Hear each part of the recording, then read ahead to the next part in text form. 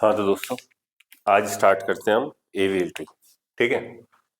AVL tree, इसको आप बोलते हो हाइट बैलेंस्ड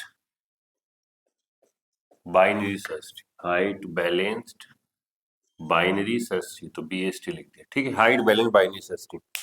तो देखो, बाइनरी सर्च ट्री में प्रॉब्लम क्या थी कि अगर आपकी वैल्यू इंक्रीजिंग ऑर्डर में थी तो आपकी क्या थी, स्क्यू प्रॉपर्टी एग्जिस्ट कर जाती है, जिससे बाइनरी सर्च ट्री का जो बेसिक पर्पस था वो लॉस हो जाता है। तो जब हमने बाइनरी सर्च ट्री बनाया था, जैसे इंक्रीजिंग वैल्यूज है, जैसे 10 आया तो आपने इंसर्ट किया, 20 आया, 30 आया, 40 आया, तो ये आपका ट्री जो एक तरफ ग्रो होता जा रहा था। ठीक है, तो इससे इसे हम क्या कहते हैं, स्क्यू प्रॉपर्टी। स्क्यू प्रॉपर्टी, ठीक है। तो अगर बाइनरी सर्च ट्री के अंदर स्क्यू प्रॉपर्टी एग्जिस्ट कर जाती है तो जो बाइनरी सर्च ट्री का बेसिक पर्पस था वो लॉस हो रहा था।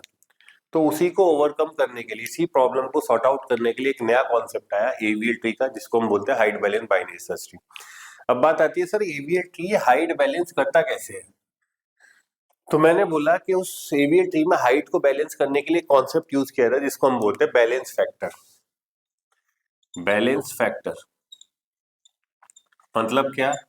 सर बैलेंस फैक्टर क्या होता है? बैलेंस फैक्टर आप हर नोड के लिए कैलकुलेट करते हो। तो किसी भी नोड का बैलेंस फैक्टर क्या होगा? उस नोड के लेफ्ट सब ट्री और राइट सब ट्री के हाइट का difference is called as balance factor of that node. फिर सुनो, किसी भी नोड का बैलेंस फैक्टर क्या होता है?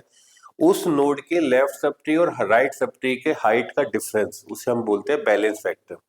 उन्होंने बोला कि कोई भी नोड बैलेंस होगा अगर बैलेंस फैक्टर की वैल्यू लाई करेगी -1 से +1 के बीच में।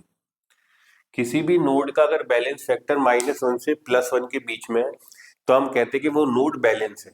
अगर बैलेंस फैक्टर -1 से कम है या +1 से ज्यादा है तो वो नोड अनबैलेंस होता है।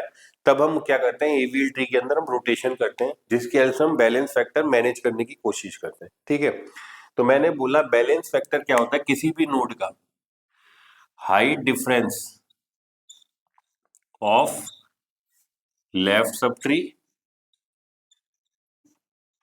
Comma right sub tree. कि किसी भी नोड का बैलेंस फैक्टर क्या होगा, उसके लेफ्ट सब ट्री और राइट सब ट्री के हाइट का डिफरेंस होगा, उसे हम बोलेंगे बैलेंस फैक्टर। तो नोड के बैलेंस होने के लिए बैलेंस फैक्टर की वैल्यू -1 से +1 के बीच में लाई करनी चाहिए। तो सबसे पहला क्वेश्चन आता है, सर बैलेंस फैक्टर इवेल्युएट करके दिखाओ जिससे हमें समझ में आए।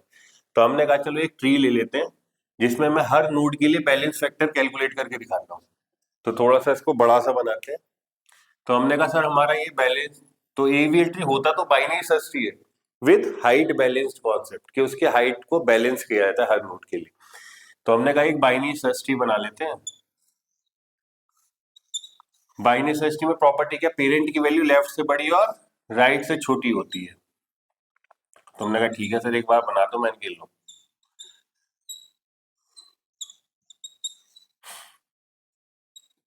तो आपने एक ट्री बना लिया जिसमें देख लो हर पेरेंट की वैल्यू 15 की वैल्यू उसके लेफ्ट चाइल्ड से बड़ी, राइट चाइल्ड से छोटी होती है। यहाँ पे देखो इस पेरेंट की वैल्यू लेफ्ट से बड़ी, राइट से छोटी। तो उन्होंने कहा सर हर नोड के लिए बैलेंस फैक्टर कैलकुलेट करो। तो मैंने कहा पहला पॉइंट याद रखना कि लीव्स होते हैं उसके नीचे कोई ट्री नहीं होगा, क्योंकि लीफ क्या होते हैं, ट्री का एंड पॉइंट होता है। तो हमने कहा लीव्स का बैलेंस फैक्टर मैं सीधा लिख सकता हूँ, इसका बैलेंस फैक्टर 0 होगा, इसका बैलेंस फैक्टर 0 0। तो लीफ नोड का बैलेंस फैक्टर हमेशा क्या होगा, 0 होगा। अब सर मुझे इस नोड का बैलेंस फैक्टर निकालना है कि इसका बैलेंस फैक्टर क्या होगा। तो इसके लेफ्ट सब ट्री की हाइट देखो, 28 के लेफ्ट सब ट्री की हाइट कितनी है, केवल एक। भाई एक ही नोड है आपके। राइट सब ट्री की हाइट कितनी है, एक। तो इसका बैलेंस फैक्टर क्या होगा, लेफ्ट सब ट्री की height minus right sub tree की हाइट, कितना आ गया बैलेंस फैक्टर, 0। तो इस 28 का बैलेंस फैक्टर क्या होगा, 0। तुमने कहा सर 20 का बैलेंस फैक्टर बताओ इस नोड का। तो इसके लेफ्ट सब ट्री की हाइट 0, तो बैलेंस फैक्टर आपने लिखा 0। राइट सब ट्री की हाइट, देखो किसी भी ट्री की हाइट कैसे निकाल लो, मुझे 20 के राइट सब ट्री की हाइट निकालनी है। तो इसके राइट में देखो मैक्सिमम नंबर ऑफ एजेस जिस भी पाथ पे आ रही है, तो 20 से मैक्सिमम नंबर ऑफ एजेस 1 2, या ये वाला लो तो 1 2 2 ही। तो राइट सब ट्री की हाइट 2, तो बैलेंस फैक्टर कितना आ गया, -2। अब तुमने कहा सर 10 का बैलेंस फैक्टर, तो बैलेंस फैक्टर के लिए 10 के लेफ्ट सब ट्री की हाइट 1, राइट सब ट्री की हाइट 1, तो इसका बैलेंस फैक्टर क्या आ गया, 1 - 1 0। अब आया सर 15 का बैलेंस फैक्टर निकालो। तो हमने कहा 15 के लेफ्ट सब ट्री की हाइट देखो, 15 की लेफ्ट सब ट्री की हाइट 1 2, तो 2 हाइट आपकी आती है। राइट सब ट्री की हाइट देखो, तो मैक्सिमम नंबर ऑफ एजेस किस में आ रही है सर, 1 2 3। आप ये भी ले सकते हो 1 2 3, तो मैक्सिमम हाइट कितनी दिख रही है इसकी राइट सब ट्री की 3। तो लेफ्ट सब ट्री की हाइट है 2, राइट सब ट्री की हाइट 3, तो बैलेंस फैक्टर क्या आ गया -1। तो ऐसे आप हर नोड का बैलेंस फैक्टर निकालोगे। तो एवीएल ट्री के अंदर किसी भी नोड का बैलेंस फैक्टर -1 से +1 के बीच में ही लाई करेगा। अगर ऐसा नहीं होता तब आपको करना पड़ता है रोटेशन। तब हम पिक्चर में आते हैं कॉन्सेप्ट एवीएल रोटेशन क्या चीज होती है, जिसकी हेल्प से हम क्या करते हैं एवीएल रोटेशन के थ्रू हर नोड के बैलेंस फैक्टर को बैलेंस करेंगे। तो अब हम नया कॉन्सेप्ट पढ़ते हैं क्या, कि सर बैलेंस अगर -1 से 1 के बीच में नहीं है बैलेंस फैक्टर किसी नोड का, तो उसको बैलेंस कैसे किया जाता है। तो पिक्चर में आता है बैलेंस फैक्टर को मैनेज करने के लिए आप पढ़ते हो एवीएल रोटेशंस। किस लिए यूज किया जाता है AVL rotation, to manage the balance factor, to manage balance factor of a node, of a node. तो हम क्या करते हैं, किसी भी नोड का अगर बैलेंस फैक्टर -1 से +1 के बीच में लाई नहीं कर रहा, तो हम रोटेशन के थ्रू उसके बैलेंस फैक्टर को मैनेज करने की कोशिश करते हैं। तो एवीएल ट्री के अंदर 4 रोटेशन हम देखेंगे। पहला देखेंगे एलएल रोटेशन, एलएल के जैसा ही होता है आरआर रोटेशन। फिर पढ़ेंगे एलआर रोटेशन और लास्ट वन पढ़ेंगे आरएल रोटेशन। इसको हम विद एग्जांपल देखेंगे। तो एवीएल ट्री में नोड के बैलेंस फैक्टर को मैनेज करने के लिए हम ये 4 रोटेशन करते हैं, LL rotation, RR rotation, LR rotation और आरएल रोटेशन। अब इनको एक एक करके समझते हैं कि सर एलएल रोटेशन है क्या चीज। तो मैंने कहा समझने की कोशिश करो। तो मैं पहला रोटेशन बता रहा हूँ एलएल रोटेशन। ये देखो एग्जाम में पूछा जाता है कि एवीएल ट्री के रोटेशंस, तो हम इसको देखते हैं। पहला देखते हैं हम एलएल रोटेशन होता क्या है।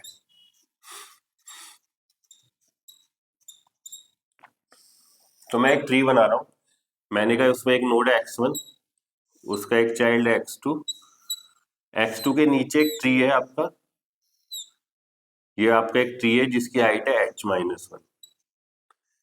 एक राइट है,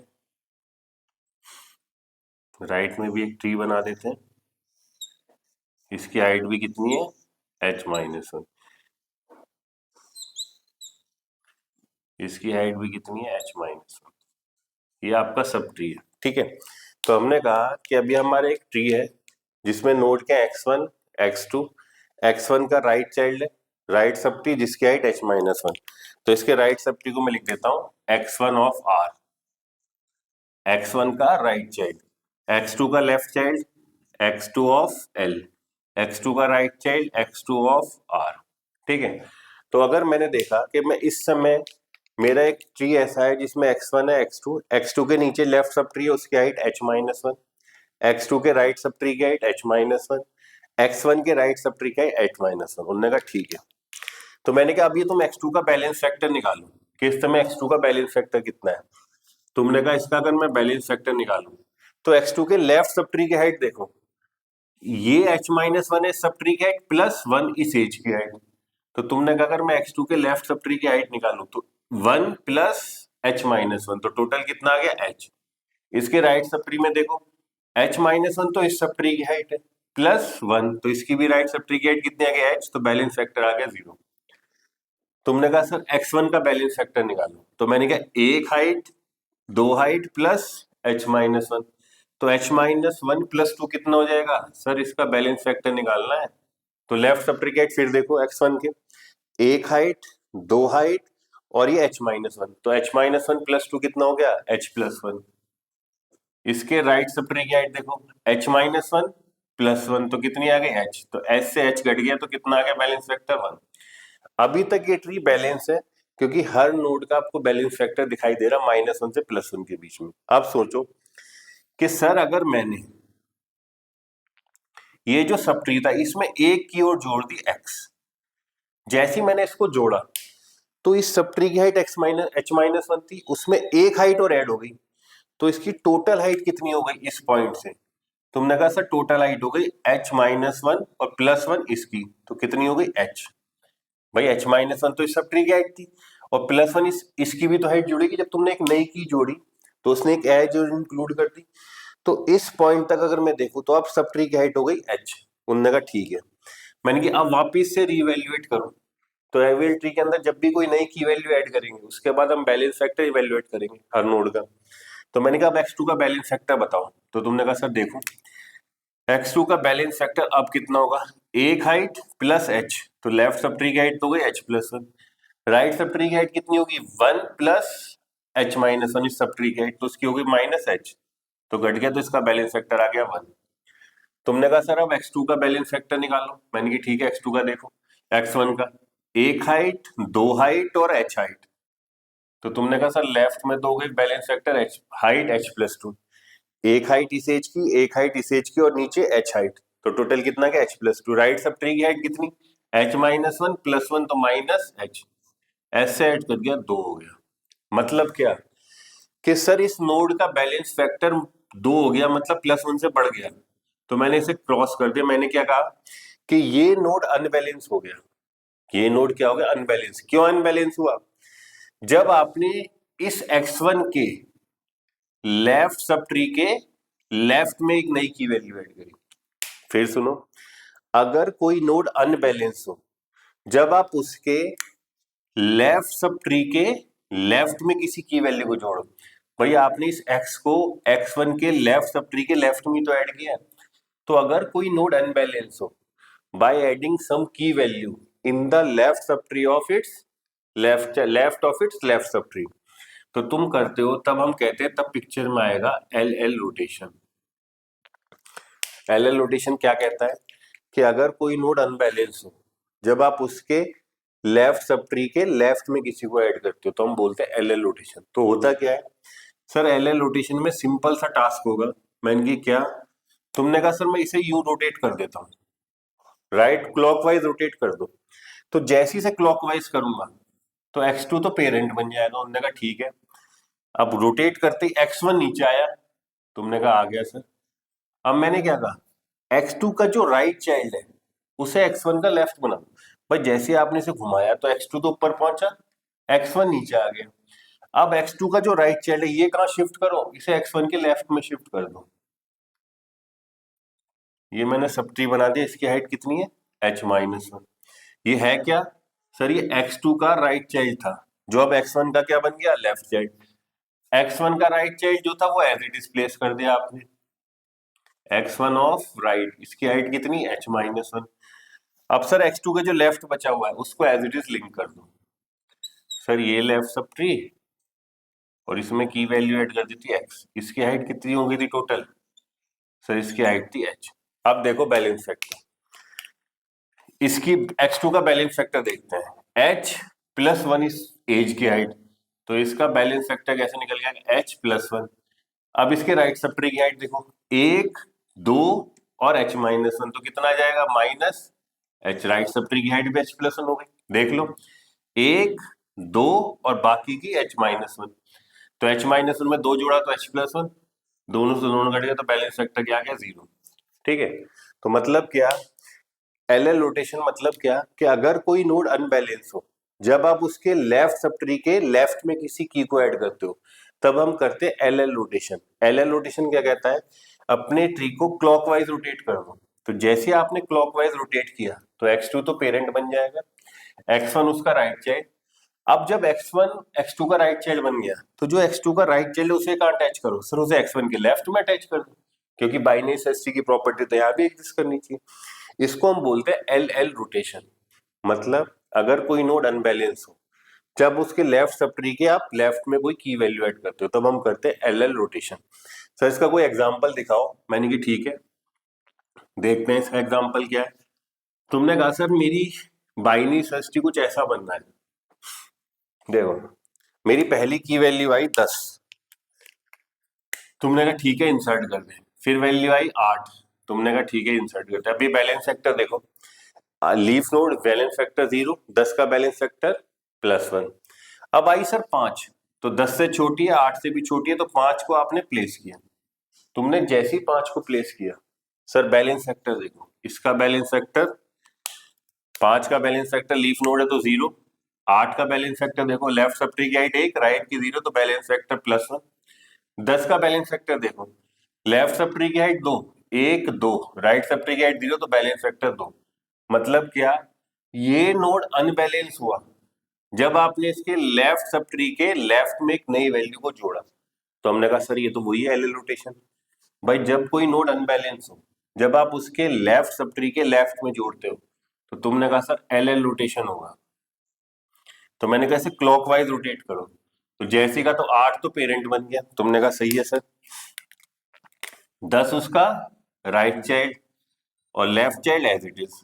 तो एल रोटेशन में अब आपका एल रोटेशन होगा। अब देखो बैलेंस फैक्टर, सर इसका बैलेंस फैक्टर 0, इसका 0 और इसका भी 0, मतलब ट्री आपका बैलेंस हो गया, हर नोड बैलेंस है क्योंकि उसका बैलेंस फैक्टर -1 से +1 के बीच में लाएगा। इसको हम बोलते हैं एल एल रोटेशन। ठीक है, अब इसी के जस्ट जैसा होता है वो होता है आर आर रोटेशन। मतलब क्या, मैं बोलता हूं आर आर रोटेशन। तो एल एल में क्या था, जब कोई नोड अनबैलेंस हो, जब आप उसके लेफ्ट सब ट्री के लेफ्ट में कुछ ऐड करते हो। आर आर रोटेशन में क्या होता होगा, सर जब हम कोई नोड अनबैलेंस हो, जब हम उसके राइट सब ट्री के राइट में कुछ ऐड करें। मतलब क्या, सर x1 इसका एक ट्री बना हुआ है sub tree, x1 of l, sir एक x2 इसका एक right left sub tree, x2 of l इसका एक right sub tree, x2 of r। ठीक है, अभी अगर मैं इसकी इनकी हाइट लिख देता हूं, इसकी हाइट है h-1, इसकी हाइट है h-1, इसकी हाइट है h-1। तो अगर मैं बैलेंस फैक्टर निकालूं, H2 का बैलेंस फैक्टर 1, इसके लेफ्ट सब ट्री की हाइट 1 प्लस h-1, तो इसका बैलेंस फैक्टर होगा लेफ्ट साइड की h, भाई h-1 तो इसकी हाइट +1 ये h, minus right sub tree की हाइट तो h-1 तो इसकी +1 है, तो बैलेंस फैक्टर 0। सर इसका बैलेंस फैक्टर निकाल लो, h-1 +1 तो कितनी आ गई, इसका बैलेंस लेफ्ट सब ट्री की height h, minus right sub tree की हाइट 1 2 और h-1 माइनस h+1, तो ऐसे ऐसे घट गया, तो बैलेंस फैक्टर माइनस। अभी तक सही है, हर नोड का बैलेंस फैक्टर -1 से +1 के बीच में लाई कर रहा। तुमने कहा ठीक है सर। मैंने कहा आप सुन, तुमने एक नई की ऐड कर दी x, जिसको मैंने ऐड किया, भाई इस सब ट्री में एक नई की और ऐड हो गई, तो अब इस ट्री की हाइट हो गई h। भाई h-1 तो इस सब ट्री की हाइट थी, प्लस एक हाइट इसकी ऐड हो गई की h, x की जैसी जोड़ा। तो मैंने कहा आप बैलेंस फैक्टर वापस से रिवैल्यूएट करो।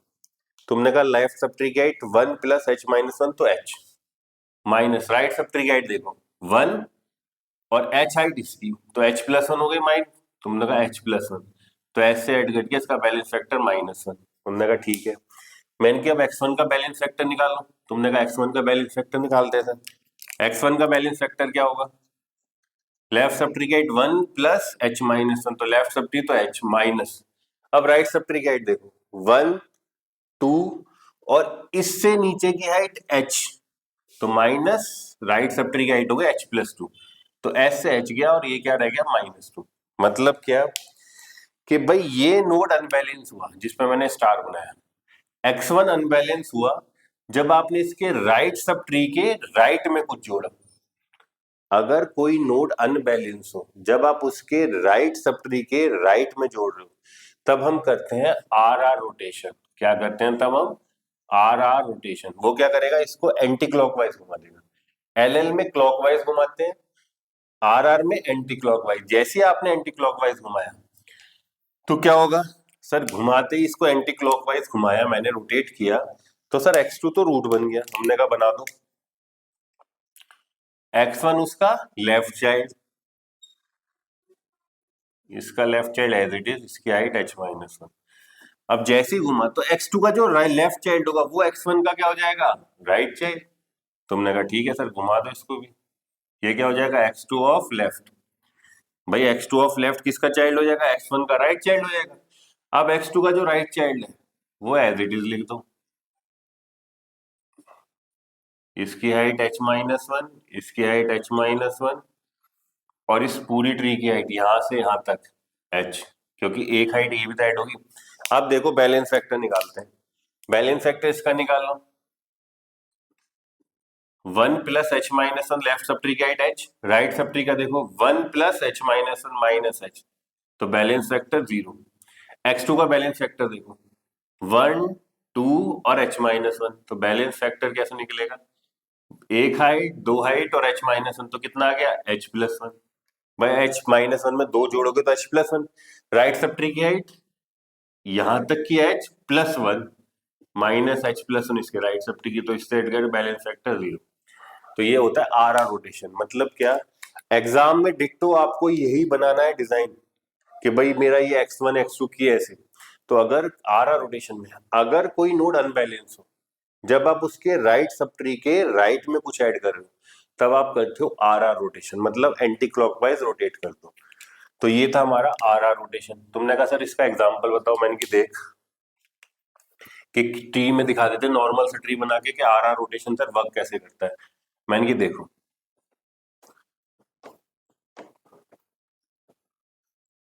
तुमने कहा सर हमें की दे रखी है, ऐसी आई पहली 10, तुमने कहा इंसर्ट कर दो, आई 5 तुमने लेफ्ट में, अब आई रेड 20 तुमने से राइट में, क्योंकि बाइनरी सिस्टम में क्या होता है पेरेंट से बड़ी वैल्यू की उसके राइट में। अब आई 30, तुमने कहा सर ऐड कर दो, 30 आया तुमने ऐड कर दिया, ठीक है। अब आया क्या 15, तो 10 से बड़ा 15 20 से छोटा तो उसके लेफ्ट में ऐड कर दिया। अब आया 40, जैसी 40 ऐड किया आपने, जैसी नई की वैल्यू मैंने ऐड करी, जैसी नई की वैल्यू मैंने ऐड करी, तो आपने क्या कहा, इसके ऐड करते बैलेंस फैक्टर देखो, इसका 0, इसका बैलेंस फैक्टर कितना होगा, लेफ्ट सब ट्री की हाइट 0, राइट की हाइट वही -1। इसका बैलेंस फैक्टर क्या होगा, लेफ्ट सब ट्री की हाइट 1, राइट की हाइट 2, तो balance factor left minus right कितना हो गया -1। इसका बैलेंस फैक्टर कितना होगा, लेफ्ट सब ट्री की हाइट 1, राइट की हाइट कितनी होगी 1 2 3, तो बैलेंस फैक्टर आ गया लेफ्ट माइनस राइट -2। मतलब क्या, ये नोड अनबैलेंस हुआ जब आपने इसके राइट सब ट्री के राइट में आपने इस 40 को जोड़ा। तब हम करते हैं क्या sir, R R rotation. R R में क्या करेंगे, इसको एंटी क्लॉकवाइज घुमा दो। भाई ये नोड अनबैलेंस हुआ तो जस्ट उसके नीचे वाला जो राइट चाइल्ड है उसको एंटी क्लॉकवाइज घुमाया, तो 20 तो रूट बन गया एंटी क्लॉकवाइज घूमते ही, 10 उसका लेफ्ट चाइल्ड। अब 20 का जो लेफ्ट है वो 10 का क्या हो जाएगा, राइट। तुमने कहा ठीक है सर। अब देख लो बैलेंस फैक्टर। भाई जैसी बैलेंस फैक्टर आपने कहा कि कोई नोड अनबैलेंस हुआ जब आपने उसके राइट सब ट्री के राइट में जोड़ा, तो तुमने कहा सर हम करेंगे आर आर रोटेशन। अब देखो बैलेंस फैक्टर, इसका 0, इसका बैलेंस फैक्टर क्या होगा, लेफ्ट सब ट्री की हाइट 0, राइट की हाइट 1, तो -1। इसका 0, इसका 0, इसका 0, इसका बैलेंस फैक्टर कितना होगा 1 2, तो बैलेंस फैक्टर अगर 20 का निकाले 2 माइनस राइट सब ट्री की हाइट कितनी 1 2, तो बैलेंस फैक्टर 0। तो ये होता है आर आर रोटेशन। तो मैंने क्या कहा कि एवीएल ट्री के अंदर अगर कोई नोड अनबैलेंस हो तो हम इन 4 रोटेशन की हेल्प से उसको मैनेज करेंगे। तो अभी मैंने एल एल रोटेशन एक्सप्लेन किया, देन फिर उसके बाद आर आर रोटेशन। अब हम पढ़ते हैं थर्ड रोटेशन, वो है हमारा एल आर रोटेशन, ठीक है।